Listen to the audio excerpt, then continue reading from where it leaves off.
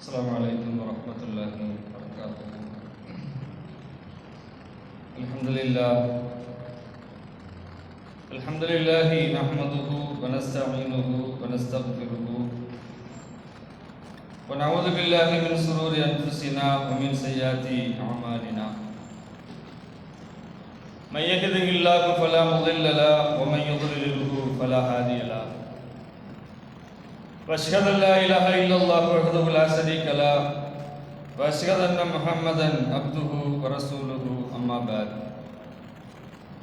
فقد قال الله تعالى في القران العظيم وفي الفرقان المجيد: اعوذ بالله من الشيطان الرجيم، بسم الله الرحمن الرحيم. يا ايها الناس اتقوا ربكم الذي خلقكم من نفس واحده وخلق منها زوجها وبث منهما رجالا كثيرا ونساء واتقوا الله الذي تساءلون به والارحام ان الله كان عليكم رقيبا. قال نبينا صلى الله عليه وسلم: كل بدعة ضلالة وكل ضلالة في النار.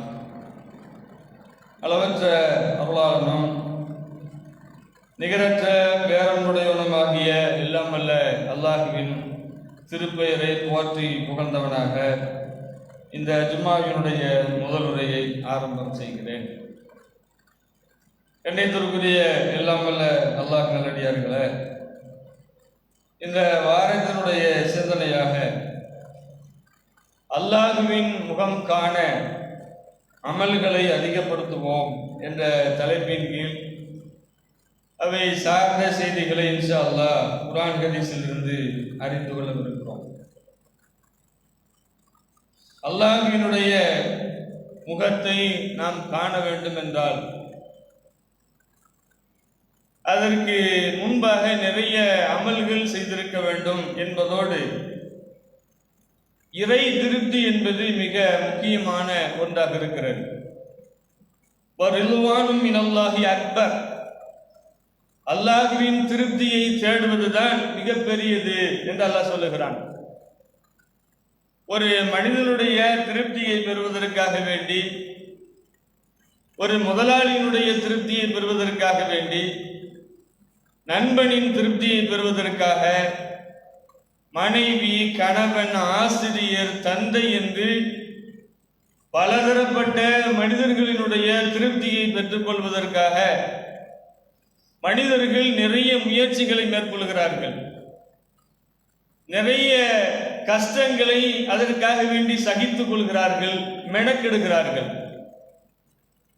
ஒரு மனைவி தன்னுடைய கணவன் மீது திருப்தி கொள்ள வேண்டும் என்றால் அந்த திருப்தியை நாம் பெறுவதற்கு நிறைய முயற்சிகளை மேற்கொள்ளுகிறோம்.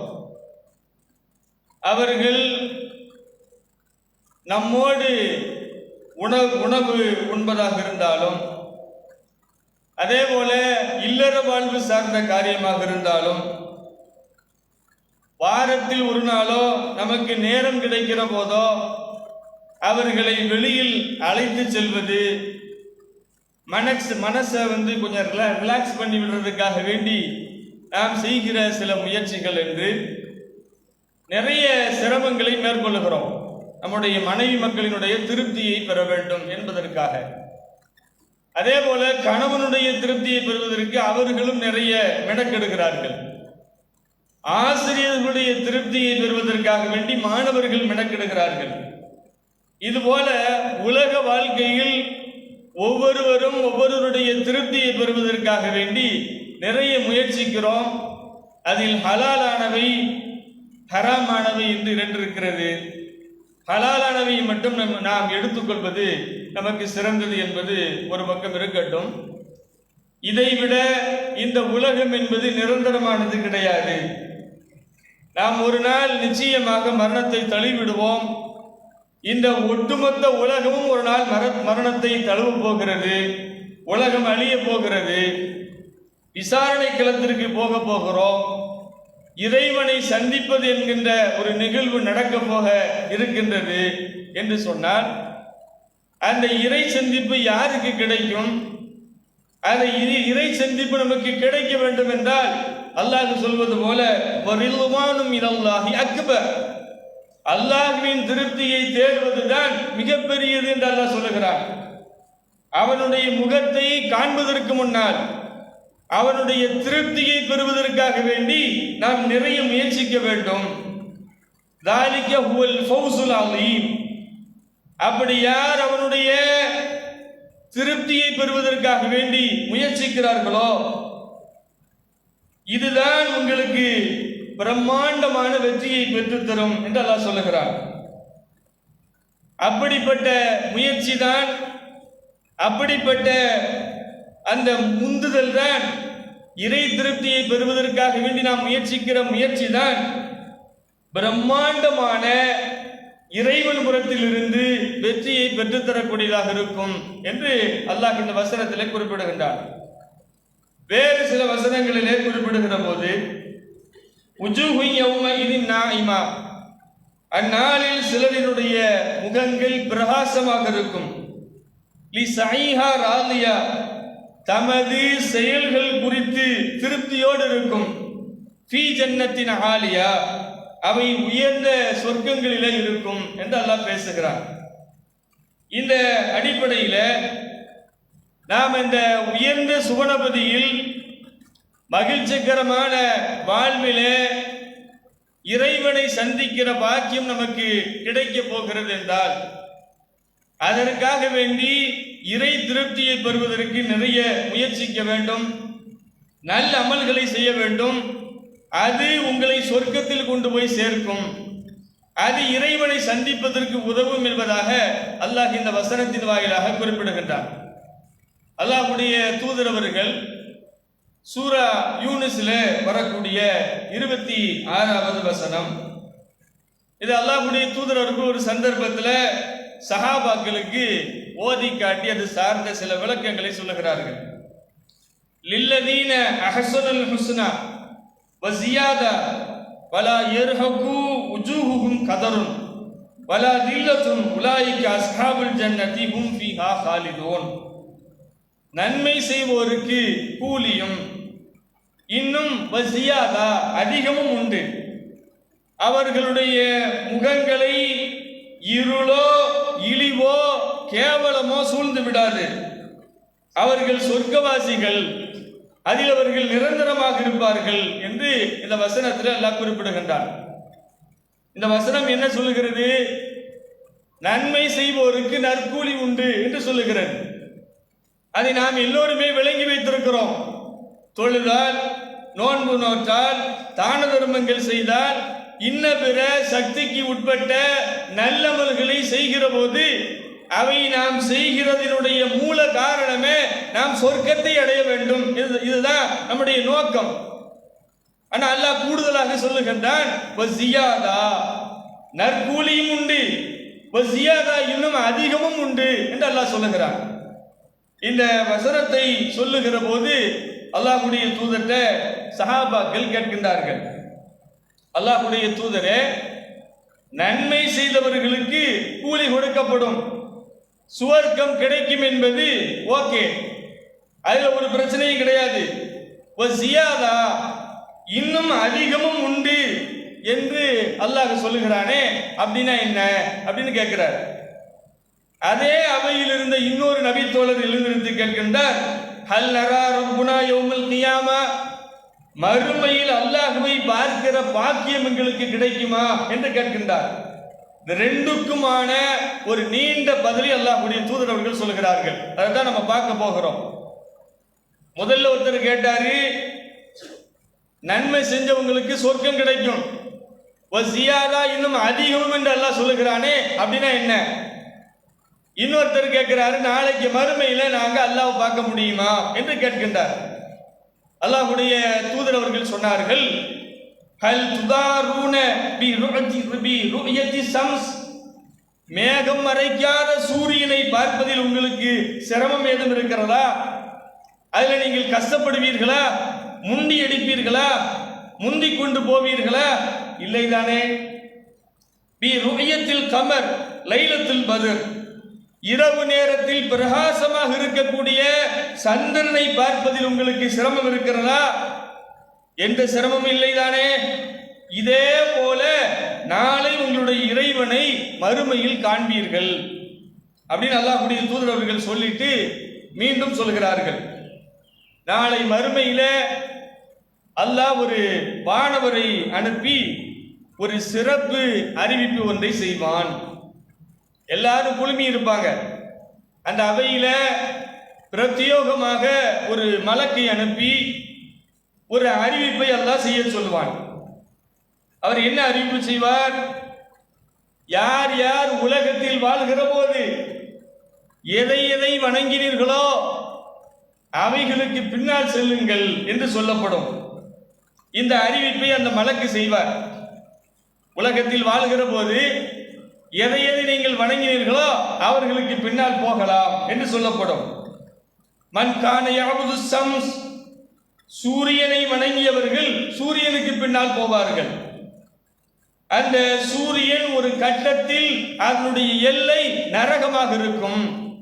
நரகத்திலே போய் விழுவார்கள். அல்லாஹ்வுடைய தூதர் சொல்றாங்க, சூரியனை வணங்கியவர்கள் சூரியனுடைய எல்லை நரகத்தில் போய் முடியும். அவர்கள் நரகத்தில் போய் விழுவார்கள். மன் கான யஅபுதுல் கமர, சந்திரனை வணங்கியவர்கள் சந்திரனுக்கு பின்னால் போவார்கள். அதனுடைய எல்லை நரகமாக இருக்கும். அவர்கள் நரகத்திலே போய் விழுவார்கள்.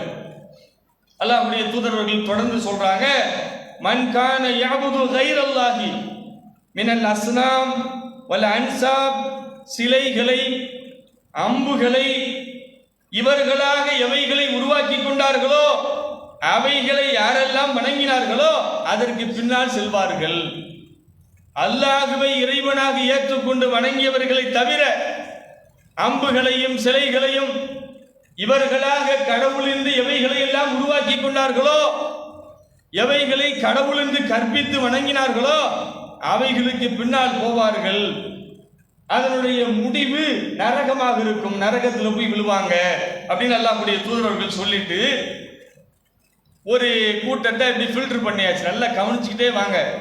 அல்லாஹ் எப்படி அழகா ஃபில்டர் பண்ணி எடுக்கிறாங்கிறத நீங்க கவனிக்கலாம். அந்த செய்தியில இப்படி யார் யார் எதை எதை வணங்கினார்களோ அவங்களெல்லாம் கொண்டு போய் நரகத்தில் கொண்டு போய் சேர்த்தாச்சு. பிறகு யூத கூட்டம் வரும். அவங்கள்ட்ட அல்லாஹ் கேட்பான், நீங்கள் யாரை வணங்கி கொண்டிருந்தீர்கள்? உலகத்தில் வாழ்கிற போது நீங்கள் யாரை வணங்கி கொண்டிருந்தீர்கள் என்று கேட்கப்படும். உஸைர் இப்னுல்லாஹ், அல்லாஹ்வின் மகனாக இருக்கக்கூடிய உஸைரை நாங்கள் வணங்கினோம். யுகால் உலகம் கதப்தும், நீங்கள் பொய்யுரைக்கிறீர்கள். அல்லாஹ் சொல்லுவான், மத்தகதல்லாஹு மின் சாஹிபிஹி வலா வலத், அல்லாஹ்விற்கு எந்த மனைவியும் இல்லை பிள்ளைகளும் இல்லை என்று சொன்ன பிறகு உஸைர் எப்படி அல்லாஹ்விற்கு மகனாக வருவார்? நீங்கள் பொய் சொல்கிறீர்கள் என்று அல்லாஹ் இந்த யூதர்களிடத்திலே சொல்லுவான். பிறகு அந்த யூதர்களிடத்திலே கேட்கப்படும், உங்களுக்கு இப்போது என்ன வேண்டும், என்ன வேண்டும் சொல்லுங்க. எங்களுக்கு கடுமையான தாகம் ஏற்பட்டிருக்கிறது, ரொம்ப அதீத தாகம், எங்களுக்கு குடிப்பதற்கு தண்ணீர் வேண்டும் என்று கேட்பார்கள். அப்படியா? அந்த தெரியுது பாருங்கள், சுட்டி காட்டப்படும். அங்கே காணல் நீர் தகித்து கொதித்து கொண்டிருக்கும். நரகத்தினுடைய வெப்பத்தினுடைய பிம்பங்கள் அப்படியே ஆவியை போல தண்ணீராக காட்சி தந்து கொதித்து கொண்டிருக்கிற காட்சி அவர்களுக்கு தண்ணீராக காட்டப்படும். அங்கே தெரிகிறது பாருங்கள். அங்க போங்க. அங்கே அவர்கள் போய் பார்ப்பார்கள். நரகம் அவர்களை வரவேற்கும். நரகத்தில் போய் விழுவாங்க. யூதர்களை ஃபில்டர் பண்ணியாச்சு. அடுத்து யூதர்களுக்கு பிறகு கிறிஸ்தவர்கள் வருவார்கள். அவங்கள்ட்ட அல்லாஹ் கேட்பான், நீங்கள் உலகத்தில் வாழுகிற போது யாரை வணங்கி கொண்டிருந்தீர்கள்?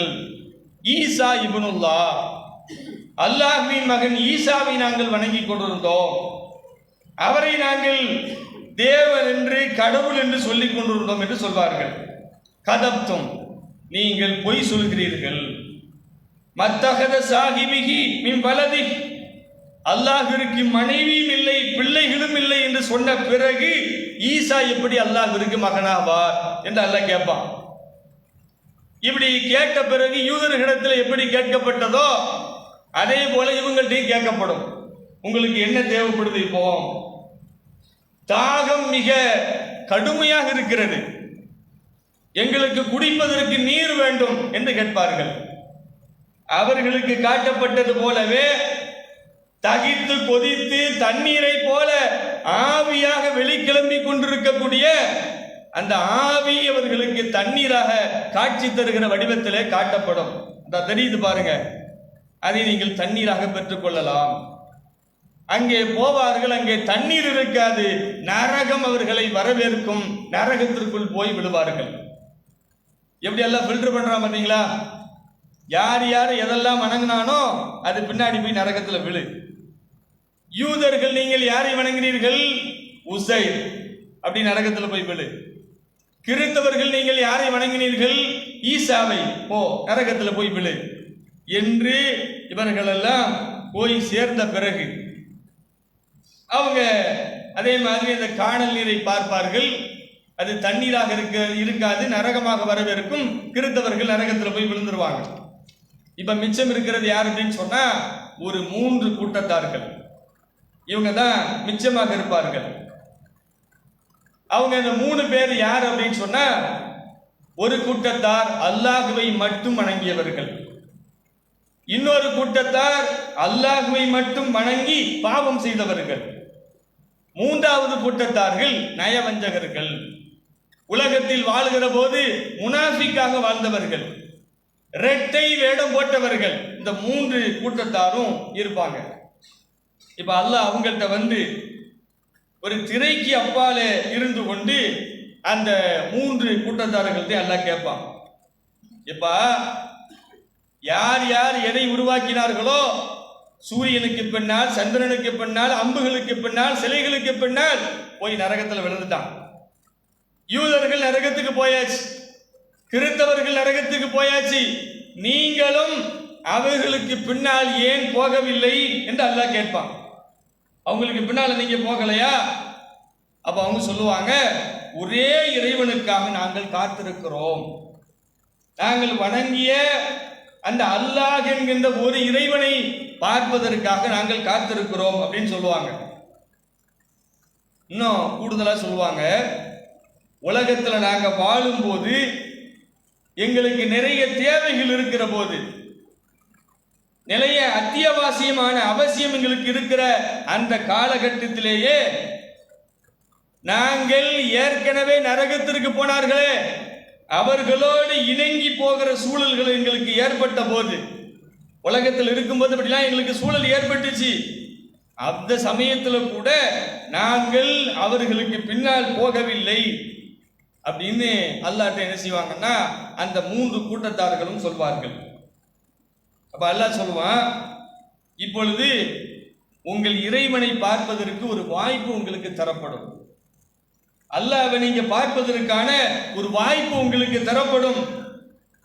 அதுக்கு முன்னாடி நீங்கள் அவனை பார்த்து அறிந்து கொள்ள வேண்டும் என்றால், அவனை அறிந்து கொள்வதற்காக உலகத்தில் வாழ்கிற போது உங்களுக்கு சொல்லித் தரப்பட்ட ஏதேனும் அடையாளங்களை நீங்கள் கற்றிருக்கிறீர்களா? ஏதாவது அடையாளம் உங்களுக்கு தெரியுமா என்று அல்லாஹ் கேட்பான். அந்த 3 கூட்டத்தாரும் சொல்வார்கள், அமாம் இருக்கிறது. அமாம்னா என்னது? எங்கள் இறைவனுடைய கண்டைக்கால் திறந்து காட்டப்படுகிற போது நாங்கள் சஜிதா செய்வோம், வேறு யாருக்காகவும் எங்களுடைய முதுகுகள் சஜிதாவில் விடாது என்று சொல்வார்கள். இந்த 3 கூட்டத்தாரும் சொல்லுவாங்க. அந்த சந்தர்ப்பத்தில் அல்லாஹ் தன்னுடைய கெண்டை காலை திறந்து காட்டுவான். திரையை விலக்கி அல்லாஹ் தன்னுடைய கெண்டை காலை திறந்து காட்டுவான். யௌம யுக்ஸஃப் அன் சாக் வ யுதஅவுன இல சுஜூத் ஃபலா யஸ்ததிஊன். அல்லாஹ் சொல்றான், இறைவனின் கெண்டை கால்கள் திறக்கப்படுகிற போது சிலர் சஜிதா செய்வார்கள், சிலர் சஜிதா செய்ய முற்படுவார்கள், ஆனால் அவர்களால் சஜிதா செய்ய இயலாது. யாருக்கு இயலாது?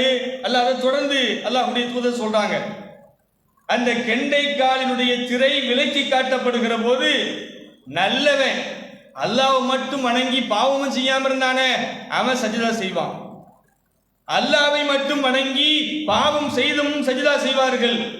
முனாஃபிக்குகள் மட்டும் சஜிதா செய்ய முடியாது.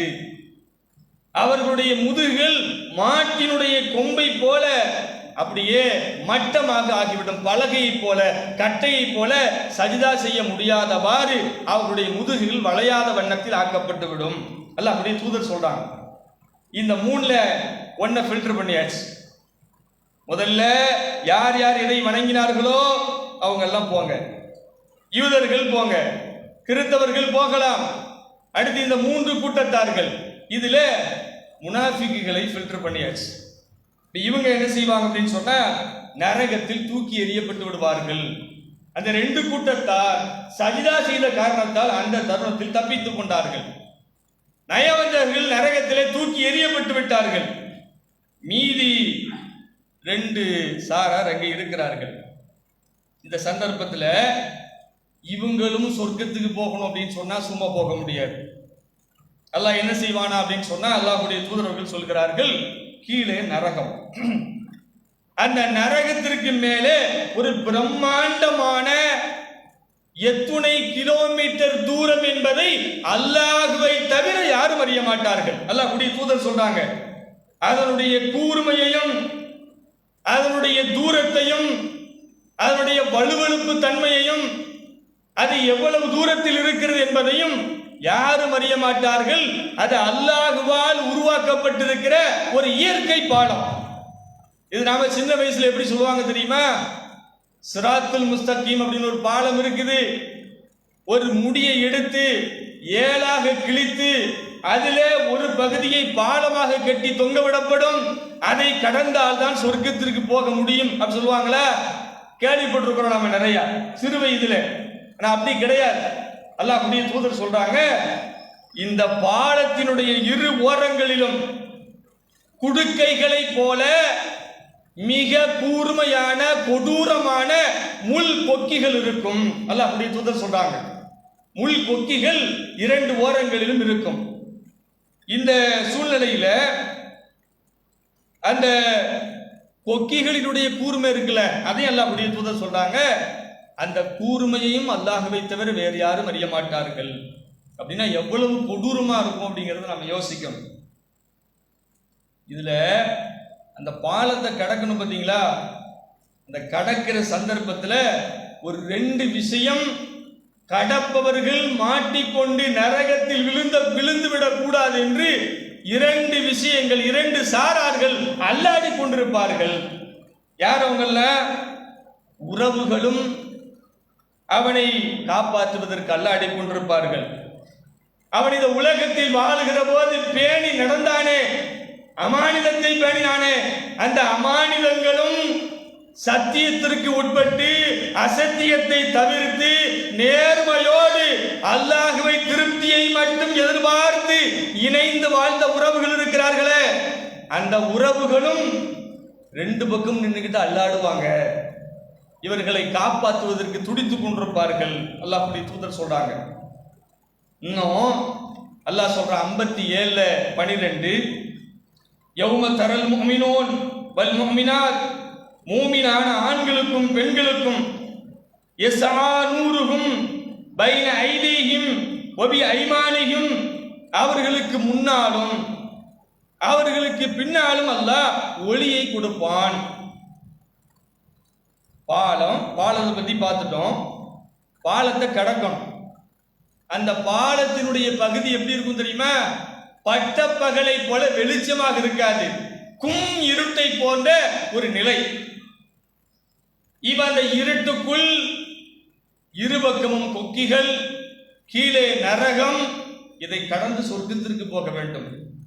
அல்லாஹ்வுடைய தூதர் சொல்றாங்க, அல்லாஹ் சில பேருக்கு ஒளியை கொடுப்பான். அந்த சந்தர்ப்பத்தில் சொல்லப்படுமா, புஸ்ரா குமுல் யௌம், யாருக்கு ஒளி வழங்கப்பட்டதோ இன்றைய தினம் உங்களுக்கு நற்செய்தி, உங்களுக்கு சொர்க்கம் தான் என்று சொல்லப்படும். சொல்லிட்டு அல்லாஹ்வுடைய தூதர் சொன்னாங்க, பொதுவா நாம ஒரு வாகனத்தில் நைட்ல பயணிக்கணும் அப்படின்னு சொன்னா, நம்முடைய வீட்டில் நைட்ல இருக்கணும் அப்படின்னு சொன்னா வெளிச்சம் தேவை, விளக்குகள் தேவை. அது இல்லாமல் நாம் இருக்க முடியாது. அப்ப அந்த பாலத்தை கடக்கணும் அப்படின்னு சொன்னா வெளிச்சம் அவசியமாக இருக்கிறது என்பதை அல்லாஹ்வுடைய தூதர்கள் என்ன செய்யறாங்க அப்படின்னு சொன்னா நமக்கு சொல்லி தர்றாங்க. அஸ்ஸலாமு அலைக்கும்.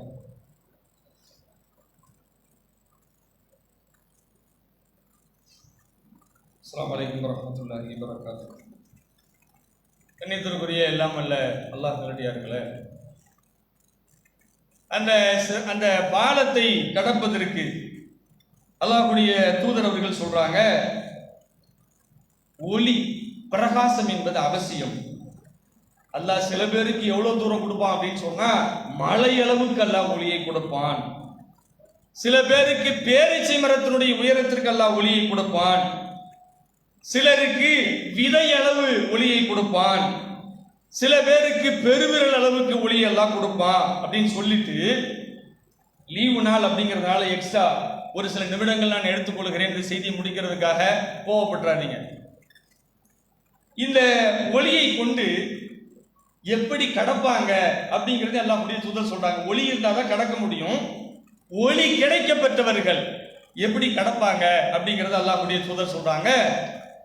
சிலர் மின்னல் வேகத்தில் கடப்பார்கள். அதுக்கு முன்னாடி சொல்றாங்க கண் இமைக்கும் நேரத்தில் கடப்பார்கள்.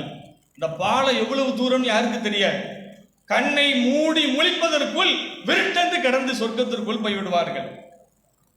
சில பேர் மின்னல் வேகத்தில் கடப்பார்கள். சில பேர் மேகத்தின் வேகத்தில் கடப்பார்கள். மேகத்தினுடைய வேகம் என்ன? நம்முடைய பார்வையில் இது மிக மெதுவாக நகர்ந்து போவதாக நாம் நினைத்துக் கொண்டிருக்கிறோம். ஆனால் அறிவியலாளர்கள் சொல்லுகிறார்கள் மேகம் மிக வேகமாக பயணிக்கிறது. சில கிலோமீட்டர்கள் வேகத்தில் பயணிப்பதாக சொல்லுகிறார்கள். அப்ப அதுபோல் மேகத்தின் வேகத்தில் செல்வார்கள். சிலர் நட்சத்திரத்தின் வேகத்தில் பயணிப்பார்கள்.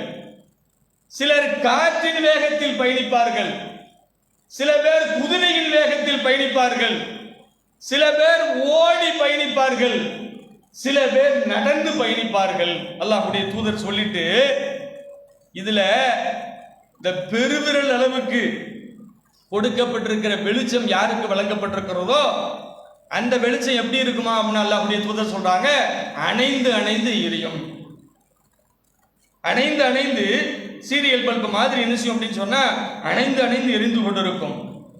இந்த நிலையில் அவர்கள் சற்று கடந்து போவார்கள்.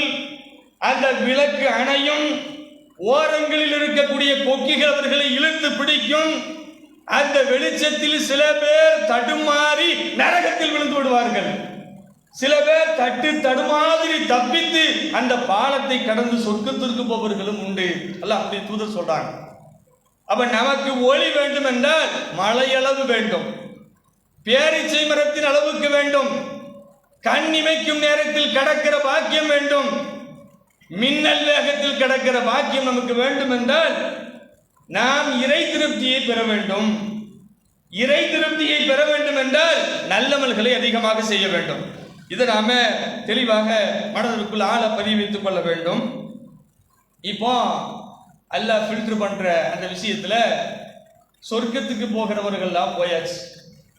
சொர்க்கத்துல போய் உட்கார்ந்தாச்சு.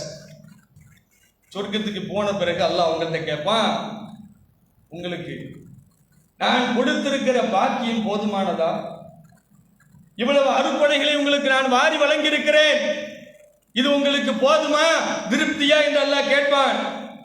அப்ப சொர்க்கவாசிகள் சொல்வாங்க, எங்கள் இறைவா, எங்களுடைய முகத்தை வெண்மையானதாக மகிழ்ச்சிக்குரியதாக நீ ஆக்கவில்லையா? எங்களை நீ சொர்க்கத்தில் சேர்க்கவில்லையா?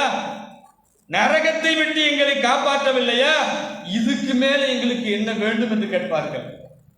அல்லாஹ் சொல்லுவான், நான் ஒன்றை உங்களுக்கு சொல்ல போகிறேன். உங்கள் மேல் இனிமேல் நான் கோபப்பட மாட்டேன். உங்கள் மேல் என்னுடைய அருளை பொழிந்து விட்டேன், என்னுடைய திருப்தியை பொழிந்து விட்டேன். உங்களுக்கு நான் வழங்கிய சொர்க்கத்தை விட ஒரு மிகப்பெரிய பேர் அருட்கொடை என்ன தெரியுமா? அல்லாஹ் சொல்றானே, நன்மை செய்தவர்களுக்கு நல்கூலியும் இன்னும் அதிகமும் உண்டு. அல்லாஹ் சொல்றானே, அல்லாஹ் சொல்ல வர்றான், சொர்க்கத்தில் பேர் அருளை வழங்கி அந்த இன்பத்தில் திளைத்திருக்கிற போது அல்லாஹ் சொல்லுவான், இந்த அருள்களை எல்லாம் விட ஒரு மிக பிரம்மாண்டமான பேரருள் என்ன தெரியுமா?